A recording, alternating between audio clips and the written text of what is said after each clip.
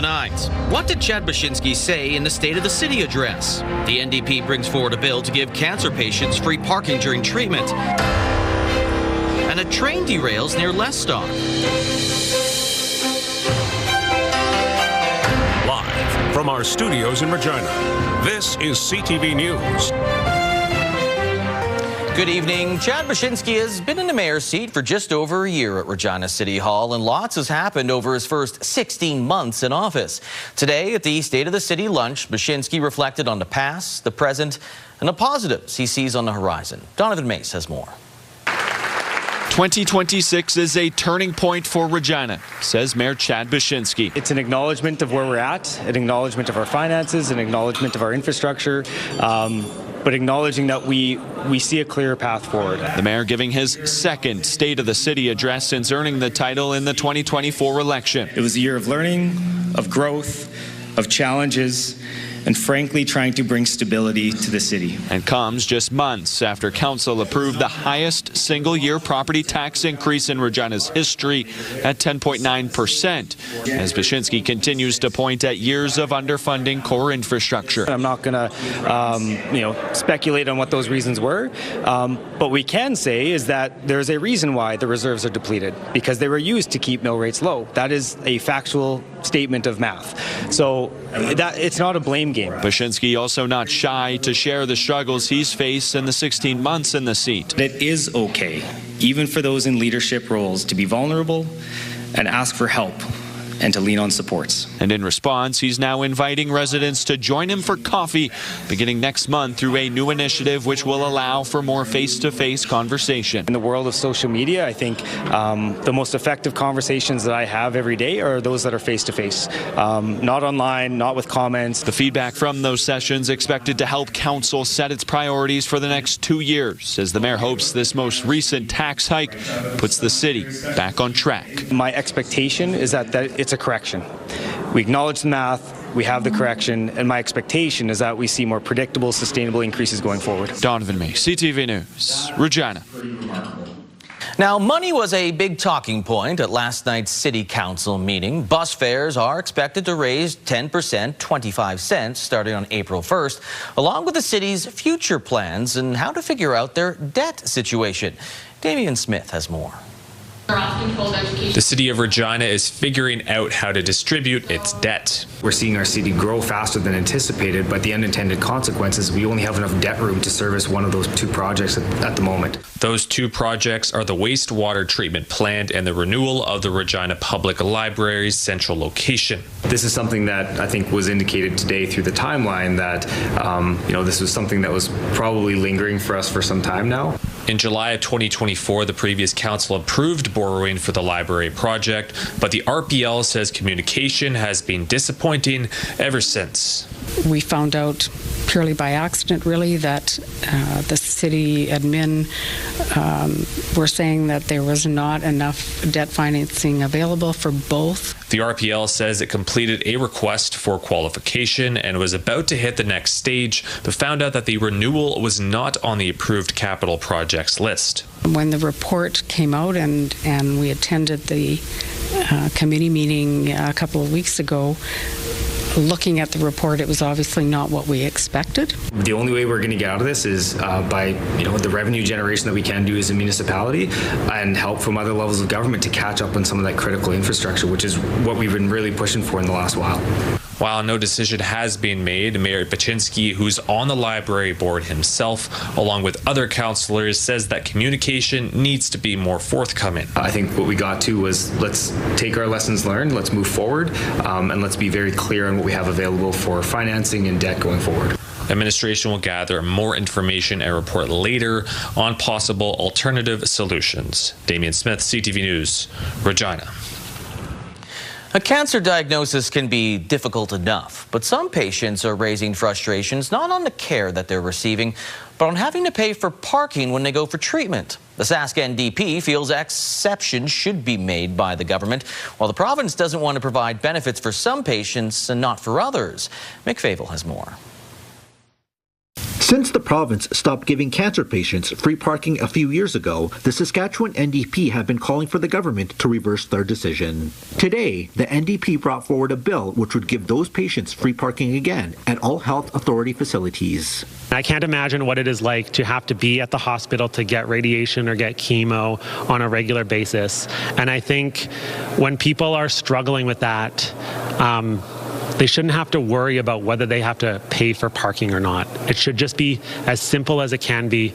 Dennis Ogrodnik from Prince Albert has terminal cancer. In 2024, he and others were in the chemotherapy unit when they were told their parking privileges were being revoked. Since then, he has been advocating for change. People don't realize the out-of-pocket expense once you're given that diagnosis. Canadian Cancer Society says it's anywhere from $300 to about $900 a month in out-of-pocket expenses, and the majority of the expense, or the biggest expense for a cancer patient, is transportation and parking. The government of Saskatchewan says parking fees that are charged go back into maintaining parking lots, and the policy in place now is consistent across the province. And when we look at any kind of diagnosis that an individual has, how do you choose one over the other? And right now the policy that is in place is consistent throughout those tertiary centres. The NDP says other government-run places in the province, such as casinos, offer free parking. Cancer centres should be no different. When asked if the government of Saskatchewan is open to supporting the bill, Carr said the policy is probably going to stay as it is. Mick Fable, CTV News, Regina. Changes to provincial law allowing for tailgating at Rider games have been given a green light. The Tailgating Act received royal assent in the legislature today. That means once regulatory changes are made, the act will come into force, allowing for tailgating at Mosaic Stadium this upcoming season in time for the Riders' home opener. The Riders have been very active in promoting the tailgating activity, and we're just so looking forward to game day and seeing how creative that our Rider fans are going to be in supporting that. Now, the Riders are holding a lottery among season ticket holders for tailgating passes earlier at a cost of $500 for the season. Tailgaters will be allowed to bring their own alcohol, make their own food within the designated area near the stadium, which will also be open for the walking public. Saskatchewan RM representatives are heading back to their home community as SARM's annual conference wrapped up here in Regina. During the conference, delegates heard directly from the Premier, most of the government's cabinet, the opposition leader, and more. SARM also passed a series of 24 resolutions, many of them calling for policy changes from either the provincial or federal governments. Those are things that we'll be writing letters to the provincial counterparts and federal counterparts for meetings in the future, their comments and how they can address some of them changes that are requested from our members. Items that can't be addressed as easily are put on file and dealt with as issues arise. With high volatility and rising prices for oil, the Premier is renewing calls to get more pipelines built, adding the failure to see projects go ahead like the Keystone XL pipeline have hurt investment opportunities. Premier Scott Moe said it's important to ensure current pipeline proposals go ahead, allowing countries to do business with Canada and get more oil to market. I would say, thankfully, what we see today with a new Prime Minister is a very different conversation about how can we provide the entirety of our resources across Canada, from coast to coast to coast, to countries around the world that want to do business with Canada. And there is a lineup of countries today that want to do business in Canada. His comments come as Calgary's South Bow Corporation is gauging customer interest in a new Alberta to U.S. pipeline project that would replace the failed Keystone XL line. A recent hearings call had executives soliciting bids from its Prairie Connector proposal through an open season process to last all month. Crews are in cleanup mode after nearly 50 rail cars loaded with potash derailed in central Saskatchewan. It happened this morning near Lestock. Involved a CN rail train, and according to the rail line, 49 cars carrying potash left the tracks, mangling together, but there was no leaks, no fires, or injuries as a result. CN crews and firefighters remained on scene as cleanup continued. The cause of the derailment is under investigation, and an investigator from the Transportation Safety Board is headed to the site. 2 weeks after receiving a life sentence for killing his wife Jenny back in 2017, Jason McKay has died while in custody. Corrections Service of Canada is providing few details, only saying the 54-year-old passed away at the Saskatchewan Penitentiary and that there will be a review regarding the circumstances around his death. McKay was first sentenced for the murder of Jenny McKay back in 2020, but won an appeal for another trial. And days before that new trial was set to begin, he pleaded guilty to second-degree murder and was sentenced to life in prison with no chance of parole for 17 years. That happened back on February the 24th. Weyburn police arrested a man yesterday that was the subject of a dangerous persons alert. Brandon Hendershot had several outstanding arrest warrants stemming from incidents in Nova Scotia. He was found at a residence in Weyburn, and after troubling information was relayed, there was concern for public safety. Along with Estevan police, Weyburn officers negotiated with Hendershot for about 5 hours before he surrendered peacefully. Hendershot is facing 10 charges, including 5 counts of sexual assault. He will be transferred to Nova Scotia to appear in court soon.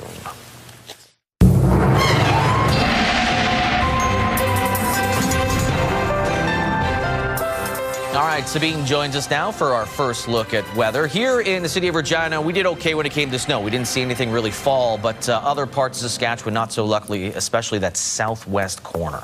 Yeah, even just as close as by around Moose Jaw, Lee, I was hearing that, you know, the wind, the snow, not looking so great out there. Now, the good news is we have started to see a lot of those warnings lift. The snowfall warnings that we did see that were issued yesterday, slowly starting to lift. Some areas in the southwest still under those snowfall warnings, which we should start to clear out as we head into tonight. Now, temperatures didn't quite get to that average, but very close to it. Got up to about minus 2.3 today. Average is about -1. And we will see some cooler temperatures as we approach the weekend. There is also some light flurries, light snow for parts of southern Saskatchewan in the forecast as well. But there is a warm up on the way, and it does look like it could be here to stay. But I will talk more about that coming up in your full forecast. Lee? All right, thank you, Sabine. The Water Security Agency has released its first spring runoff outlook for the year, and a majority of Saskatchewan can expect near or below runoff. The southwest corner from Kindersley to Assiniboia, they're in the kind of salmon pinky color. Well, you can expect well below runoff. Very drought-like conditions almost, at least from the runoff. Northern Saskatchewan will see a below runoff. You can see it there in the yellow as well. Central Saskatchewan, Saskatoon, Regina, they are currently in the green area, so they're going to see near normal runoff. And the Parkland region is sitting in the blue region. They're kind of the outlier. Yorkton, Melville, Wynyard, those areas are expected to see above normal conditions, the only areas in the province. Now, the WSA will continue to monitor southern Alberta's snowpack to see if any of these results will change because of what they see. Now, it was a beautiful day for net fishing at the Capel Valley yesterday. A Saskatchewan First Nation took a group of children out on the ice to learn about their heritage. Regina has the details. 2 years ago, a new tradition was born. Zagime Ashinabek First Nations been inviting nearby communities to participate in net fishing on the frozen Crooked Lake. Today is a wonderful day, and we are out here on the lake. It's very cold and chilly today, so most people are actually pulling the net out. On Monday, adult band members floated a 100-yard net under the ice. Today we have our nation, Zagame, Anishinaabe First Nation, and then we have Kakwishtahoe First Nation that showed up, and we do have some schools from Yorkton that showed up as well with students. About 100 people, a significant growth since Jonathan began hosting 2 years ago. I'm hoping that someday that the little ones here, the children, are going to continue it on and they'll pick up this more of a hands-on training kind of thing, hands-on teaching for them. So. But there's a deeper lesson to learn on the ice. It's just connecting and grounding with nature. Being First Nation, we have grown up in the past, and we're trying to bring that because it was taken away from us. The children were very receptive of the teachings, asking questions and untangling the freshly caught fish. It makes me feel so good, you know, being around children. It just brings my heart and uplifts my spirit, and to see the community coming together, being unified. The 40 fish they caught on Wednesday will not only be fried. The skin will be used for art, the heads for soup, and other parts will be used as medicine for expecting mothers. It's been a long winter. Everybody's been in the house, and the weather's starting to warm up, and it's nice days to be getting out and doing something now. So. Enjoying the outdoors, connecting with nature, and learning about their traditions. Regina CTV News, Crooked Lake. A founding host of Telemiracle and Saskatchewan musician has passed away. And finally, the man who will set heart and feet pounding like never before,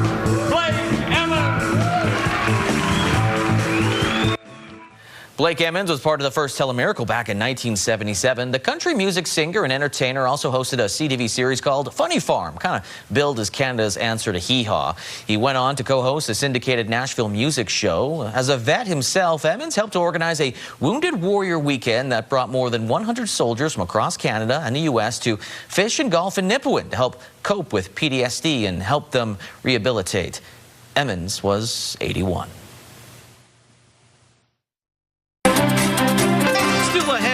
Iran's new supreme leader vows to continue bombing Middle East neighbors and shipping boats. Plus, the federal government tables its revamped Lawful access bill.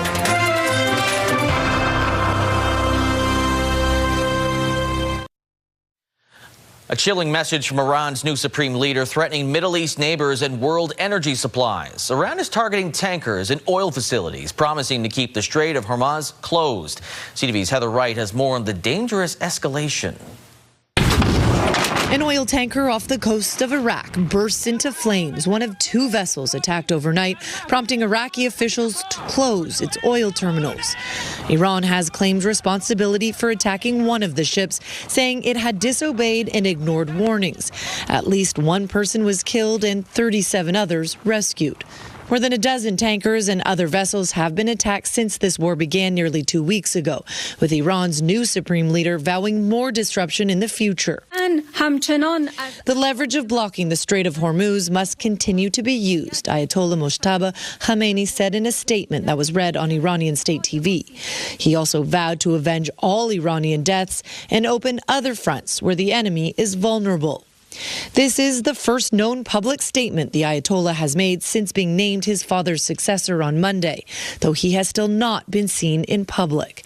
His comments are expected to bring more uncertainty to oil markets, where prices have skyrocketed and concerns this conflict may drag on are growing. Everyone is pushing their side that it's going to be over quickly, at least from the U.S.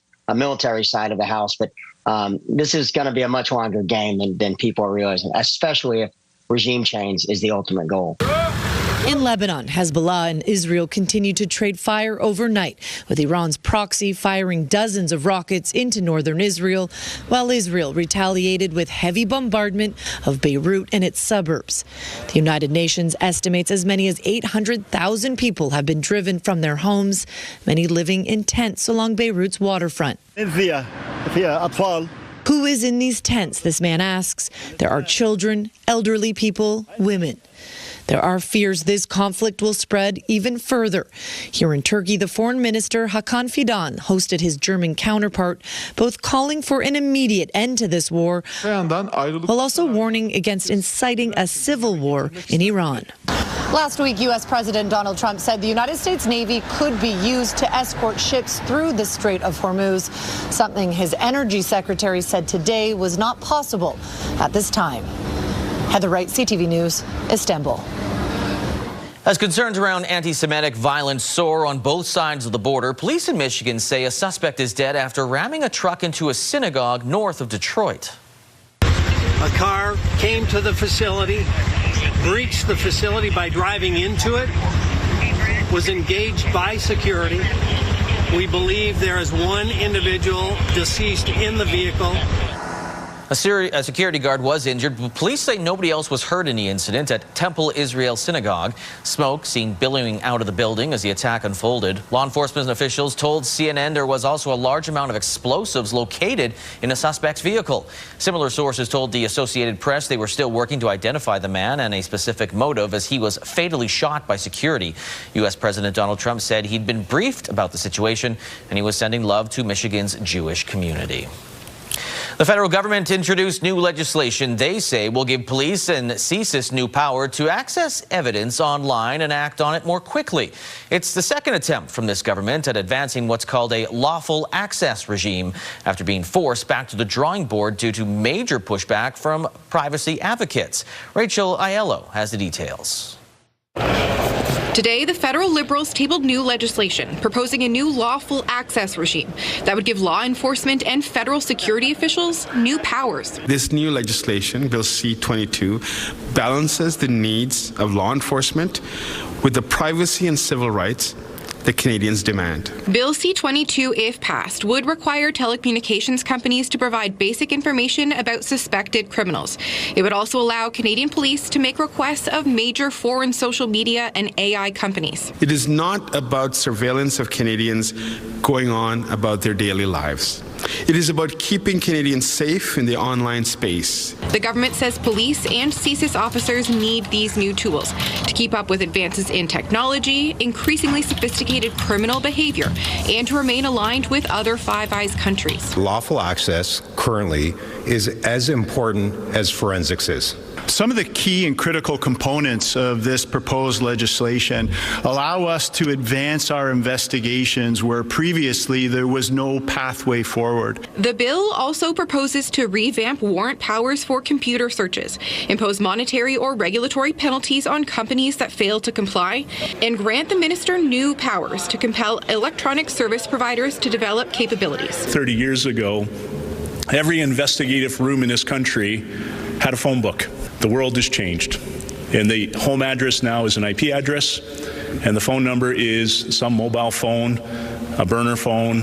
A previous version of this legislation was halted over blowback from civil liberty groups and opposition MPs, who said it was overly broad, intrusive, and risked infringing Canadians' privacy. I think Canadians should always be concerned when the government is trying to get access to information that reveals private information about us. This version of the bill does a far better job of narrowing the type of information they can get and under what circumstances. Senior government officials who brief reporters on the bill insisted this version includes robust safeguards and upholds charter protections. The minister responsible is now calling on the other parties to help pass it quickly. Rachel Aiello, CTV News, Ottawa. We have a new date for the launch of the mission that will take the first Canadian astronaut around the moon. Pending completion of the work in the VAB and at the pad, we are on track for a launch as early as April 1st. And we are working toward that date. The agency looked at the degree of risk, but agreed it is all systems go. Officials say there's still work that needs to be done once the rocket is on the launch pad. The rollout will begin on March 19th, with the window for takeoff now set to be between April the 1st and April the 6th. Canada's Jeremy Hansen will be among 4 astronauts rocketing around the moon. Coming up, the Brick surprises their employees with a man known for throwing bricks at the foul line.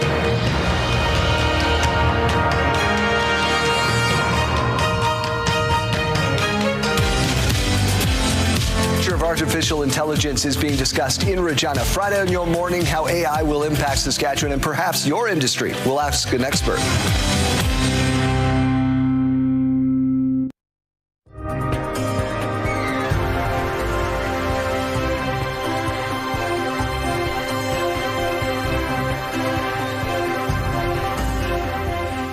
Welcome back.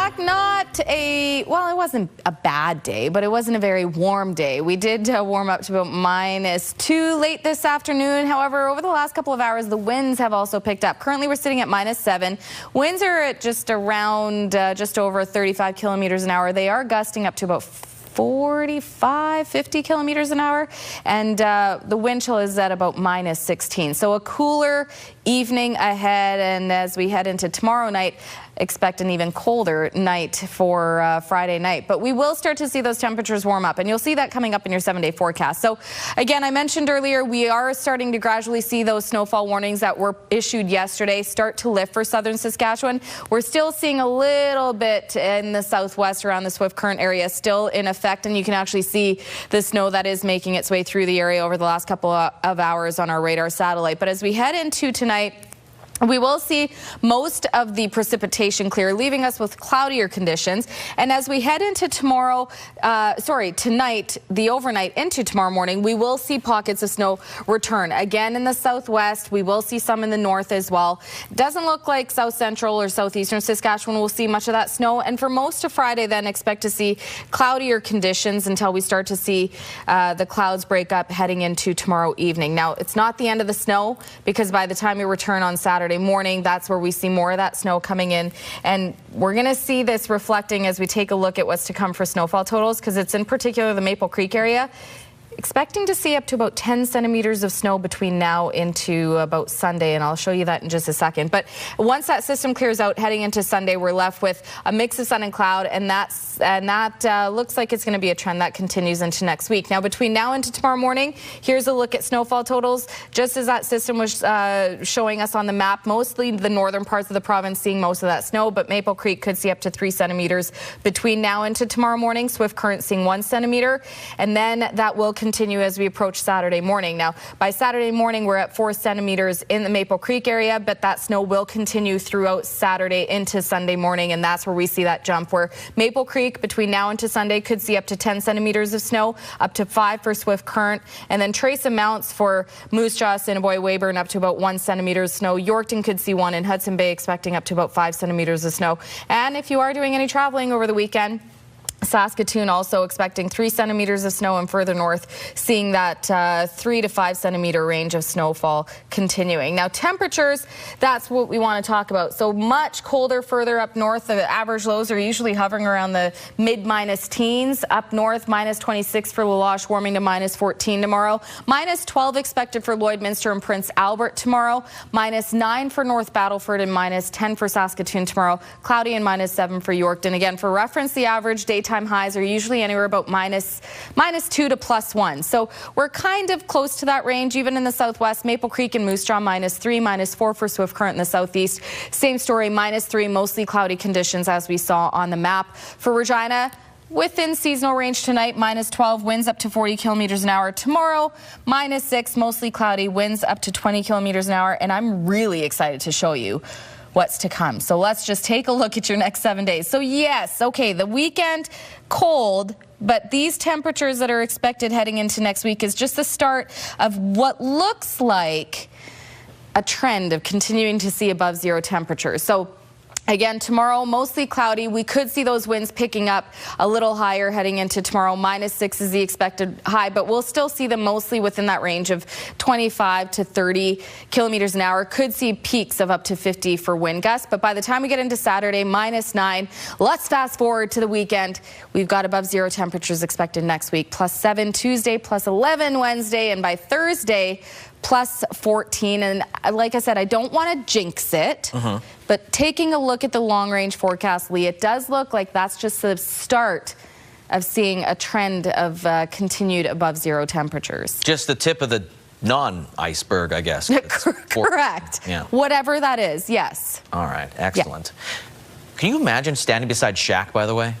Sabine? No. Oh. I can't. Oh, try that again. What? Hi? Hello? Hi, Shaq. Shaquille O'Neal. Well, I'm about 4'11" and a half, or 5 feet. How tall is he? Tall. Yeah. Like so 7 feet, yeah. Yeah, I'm good. We got to make that happen somehow. Because he was in Canada, that's why. Maybe we can make it happen. Furniture store, The Brick, gathered employees in Edmonton this week from all across Canada. They thought they were coming in to learn about sales initiatives. But as Kent Morrison shows us, it was actually a very big surprise. Gathered for early morning product knowledge, this group thought they had a good idea what they were in for. Pretty usual stuff, the new launches for the next year, keynote speakers, finish off what the new lineups were going to be coming forward. Perhaps expectations should have been higher because coming forward was a star center. Shaquille O'Neal. We were expecting something big, but not big Shaq. Yeah, experience of a lifetime. He's just such a good human being. I've heard, I've seen, but now I experienced. And the global superstar made sure everyone had their own experience, taking photos with anyone who asked. What does it mean for you to give that to them? I'm just being nice, brother. You know, this is not an act for me. I am who I am. After sharing advice about life and leadership, he also revealed this. Talk to a furniture consultant at the Brick today to find out if Shaq is right for you. O'Neill has his own furniture. The Shaq line now sold exclusively at the Brick in Canada. I'm all about, affordability. I'm not trying to break the bank. Just want people to be comfortable. I'm just happy to be here. It's my first time in Edmonton. I went out last night by myself. Everybody was hospitable. I think the Canadian people know that Shaq loves Canada. Though the people receiving these pictures may not love them as much. My husband, I messaged him right away. Yeah. I've already told my boys, and they're like, that's not fair, Dad. Probably my boyfriend, because he's a huge fan, so he'll be super jealous. Oh, my twin, she already knows. We're a big fan of Shaq, so now she's so sad. The only thing left to do is figure out a little bit of marketing. Usually, Shaq and Brick, people don't think about free throws first. Kent Morrison, CTV News, Edmonton. Still ahead, the Moose Jaw Warriors are not out of the playoff race just yet.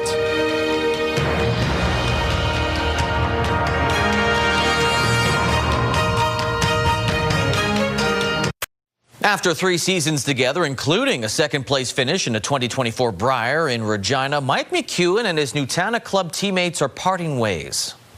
Here we go through the hole. Yeah, you got that. Now here we go. Coming across. Oh, he's got it underneath. Magic Mike.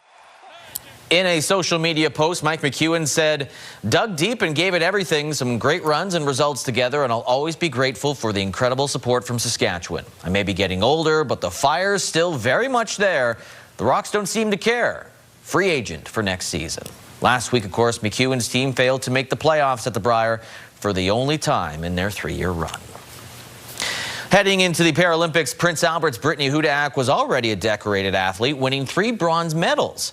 This week in Italy, she secured her 4th bronze medal. Jasmine Pelche has more on how Hudak's success is being celebrated back in Prince Albert. Canadian para-Nordic skier Brittany Hudak is an inspiration in her hometown of Prince Albert. It's pretty incredible the success that Brittany's had over the years. This is her 4th Olympic Games, and it's just to come from Prince Albert, Saskatchewan, and her story is pretty incredible. Earlier this week, Hudak won bronze in the women's 10-kilometer interval start classic standing race, her first medal of the Milano Cortina Paralympics. Local Nordic skiers say that Hudak's success on an international stage helps draw positive attention to the sport. I was actually skiing with my daughter out at Little Red during the COVID years, and she was home skiing, and she stopped to talk on the trails, and just very energetic and happy to talk about skiing and her how she's been and how she's been doing, and when you have a good ambassador of the sport, it goes a long way. Prince Albert Mayor Bill Pawlinski says the city is proud of Hudak for how she's representing the community. We are immensely proud that Brittany has carried our name forward. She has carried her legend and her legacy as a top-performing athlete. Once again, we are just so incredibly happy for her and her coaches and her fans and supporters. Hudak isn't done her run quite yet, with events still to come on March 13th and 15th. Pawlinski hopes residents will keep cheering all the way. Give her support, love, encouragement from Prince Albert. Hudak's next event is the biathlon sprint pursuit. Jasmine Pelche, CTV News, Prince Albert. The Moose Jaw Warriors have moved into a tie for the final playoff spot in the WHL East Conference. Side Pavlik, he'll take it in right circle. There's a wrister. Rebound in front. This one will dribble through, and the Warriors will score. Dominic Pavlik scored in the 3rd period, resulting in extra time. It would go to a shootout where Aiden Ziprick and Colt Carter would score. Warriors beat the Broncos 4-3. Moose Jaw is now tied with Red Deer for 8th in the conference. The Rebels have 5 games left, the Warriors 4. Those are 1 against PA, 1 against Regina, and 2 more against Swift Current. On the way that one now, puck in front, they score. As for the Pats, they scored 3 goals in the third period to beat the Hurricanes 4-2. Ellis Mayette had a goal and an assist for Regina. The win puts them 5 points up on Red Deer and Moose Jaw for 7th. The Pats are 3 points away from clinching a playoff spot. They'll play PA and Moose Jaw on the weekend. SJHL, the Estevan Bruins couldn't lock down a final playoff spot last night, losing in Melfort. 9v9 here. Special teams. Cole Unger, number 9, has the puck out in front. Binner. And he'll tap it in. Caleb Binner notched a pair of goals as the Mustangs scored 4 unanswered to beat the Bruins 6-1. With the win, Melfort gets the 6th seed in the SJHL playoffs. Estevan remains 2 points up on Kindersley, 3 points on Humboldt for that final playoff spot. They've got 2 more games to go to get that clinched up. Still ahead, why there are concerns of creating an urban park in Saskatoon.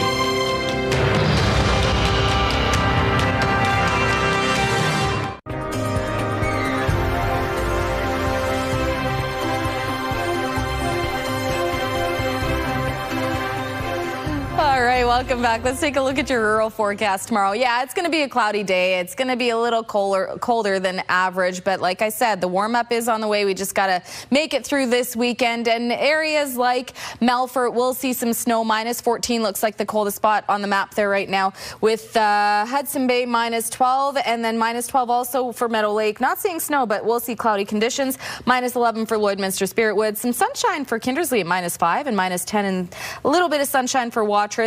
Warmer in outlook at -4, cloudy conditions there. As we take a look closer to the southern border, temperatures within seasonal range, a little cooler in the southeast than compared to areas in the south central. Coronach -1 tomorrow, -3 for Maple Creek, Rockglen, -6 for Lumsden and Pilot Butte. Mostly cloudy conditions right across the board, as we already saw on the map earlier, that we're going to see mostly cloudy conditions for your Friday. If we take a closer look at Ituna, located about 135 kilometers northeast of Regina, could expect to see some light snow throughout the day tomorrow.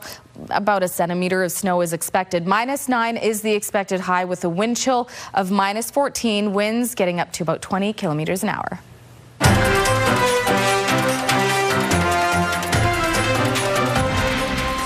The creation of a national urban park in Saskatoon is not winning everyone over. Parks Canada, Meewasin, the city, and multiple Indigenous groups are looking to form one of the first parks of its kind in Canada, stretching from south of Beaver Creek to northeast of Wanuskewin. But it would change the boundaries and reduce the northeast and small swales at the edge of the proposed park. Now, advocates have altered or prevented the city from developing the land in the past, citing animal and plant species. Council voted on new boundaries for the park back in 2023, but said the new boundaries included in the urban park would not be slated for any development. A local legacy store is shutting down in Saskatoon. Laura Woodward has more. It's one of the last times Thelma Shaver is shopping at Zach's Home Hardware in Sutherland. Ever since I was a kid, basically anything I need, I usually come here to get it because I know it's got it. It's sad. It really is sad to see it go. This location has been a hardware store for more than 70 years. In 1953, Rick Reed's father and grandfather bought the store, becoming much more than just a business. I guess I can say it now. They would take toys and games out of the boxes very carefully and play with them. And then we'd put them back in the box and sell them at Christmas. But it was a family, it was like that. It was part of our family. Sorry. In 2023, the Zacharias family bought the business and rebranded it as Zach's Home Hardware. They also run stores in Hague and Warman. Last year, a second Zach's Home Hardware opened in Saskatoon. The owner tells CTV News the company is now focusing on that store, which is more than 3 times the size of the Sutherland location. I just found out that they're closing, so it's going to change things for me a little bit. It's just they're always there to help you. You walk in, they're on you. What can I do? What can I help you with? And I like that. Sad to see it go. Friday will mark the final day for Zach's Home Hardware here in Sutherland, with most of the staff moving over to the 51st Street location. The owner is thanking his customers, some who have been shopping here for decades. Laura Woodward, CTV News, Saskatoon. Farm prices, canola street price up $1.10 to $663.33 per ton, while the futures price up $12.80 to $733.30 per ton. Amber durum wheat, it is $278.59 per ton. Red spring wheat is down $5.03 to $268.68 per ton. Feed barley, no movement, $232.01 per ton, while flax has jumped up $20 to $670.54 per ton. Those prices courtesy of Bunge. Markets both going down. The TSX dropped by 279 points, while the Dow Jones dropped by 739 points. The Canadian dollar, it went down a little more than 0.2 cents to 73.38 cents US. Commodity front, gold is down 43 cents. West Texas Intermediate crude up $9.07, almost to $100 a barrel. Western Canadian Select crude is up $3.70. And gas in Regina, not impacted yet by those high prices. It's still sitting at $1.49.9 per liter.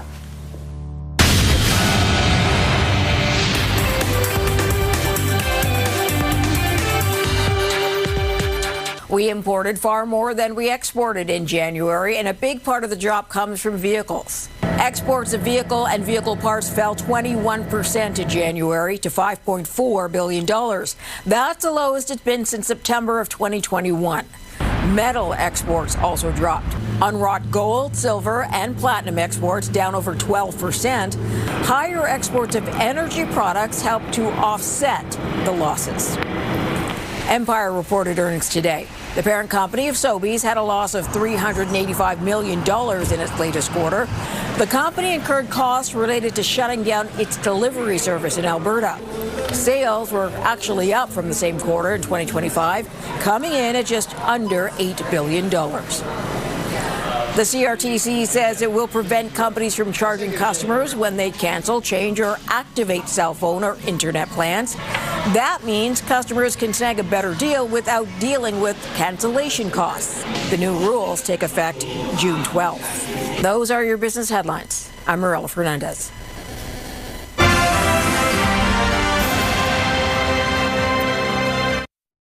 Coming up tonight after the newscast, Next Level Chef at 7 o'clock, followed by 911 Nashville. Grey's Anatomy still going at 9 o'clock. 10 o'clock, Georgie and Mandy's first marriage, and then we've got E-Talking in your news. Okay, so we talked about the State of the City address. Regina's mayor revealed some new stores that are coming to town as well. We have a new large Skechers store coming, an Under Armour store, and I know Blair gave me permission to talk about this one. And I know my kids are going to be excited. Regina's very own crumble cookie. There was some excitement in that room. We did hear some gasps. So there you go. Fill the void left by Cookies by George. There are more than 24 stores in Canada of crumble, with Saskatoon having the only one in Saskatchewan. We've had this debate. I still miss Cookies by George, but yeah. And my mother-in-law Gail makes the best cookies, so I'm good. I mean, we're still going to probably try it. Store. That's what I got excited about. Yeah. Under Armour? All right, well, an aquarium's Playful seal is making a big splash online because of its favorite toy. So it's a really great way to get him utilizing his natural searching behaviors that he would use out in the oceans. If he has the ducks out, he tends to gravitate towards the ducks, which is a really great way that shows he's engaged in that training, enjoys what he is doing. Reggae the seal doesn't just love the water, he loves his rubber duckies. The New England Aquarium says the ducks are an important part of his training. He likes to pet them, specifically for what's called find it behavior. It seems he's just a big kid at heart because he's technically 33 years old. Wow. That exceeds the life expectancy for a harbor seal in the wild. It's the rubber ducky. He's the one. Long life. Rubber ducky. Just pet, just like make bath time, the monkey with the monkey from IKEA. Yeah. Just maybe that's the trick. Maybe we all need to find our favorite stuffed animals. Ask your brother where he put them. I'm so sorry I threw him into that, but he did throw them away.